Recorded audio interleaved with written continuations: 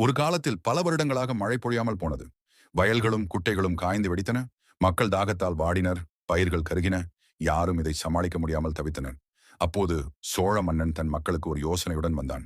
நம்முடைய வறட்சி நீங்க எல்லோரும் ஒன்று சேர்ந்து ஒரு பெரிய யாகம் செய்வோம். இந்த யாகம் கடவுளின் கருணையை ஈர்க்கும் என்று கூறினான். மக்களை உற்சாகப்படுத்தி யாகம் நடத்த அனைவரும் தயாராயினர். யாகம் பல நாட்கள் நடந்தது. மன்னனும் மற்றோரும் கடவுளின் கருணையை வேண்டினர். யாரும் சோர்வடையாமல் அனைவரும் மிகவும் பக்தியுடன் பிரார்த்தனை செய்தனர். அதிக அளவில் மரங்களை நாடுகளில் நட்டனர். திடீரென்று வானம் கருத்தது. மின்னலும் இடியும் முழங்க பெரிய மழை பொழிந்தது. மக்கள் ஆரவாரம் செய்து மகிழ்ச்சி அடைந்தனர். வறண்டு போன வயல்கள் மீண்டும் செழித்தன. கிணறுகள் நிரம்பி மக்கள் தாகம் தீர்த்தனர். கெட்ட காலங்களில் மக்களை புரட்டி எடுத்த மழை இப்போது அவர்களுக்கு வாழ்வளித்தது. மக்கள் மழையின் இந்த இரண்டு தன்மைகளையும் கண்டனர். மழையானது சில சமயங்களில் மக்களை கெடுக்கிறது, சில சமயங்களில் உயிர் கொடுக்கிறது. இயற்கையின் இந்த இருமுகத்தன்மையை உணர்ந்தனர். அதிக அளவில் மரங்களை நட்டனர். இயற்கையை மதிக்க கற்றுக்கொண்டனர். இந்த நிகழ்வு மரங்களின் முக்கியத்துவத்தை உணர்த்தியது.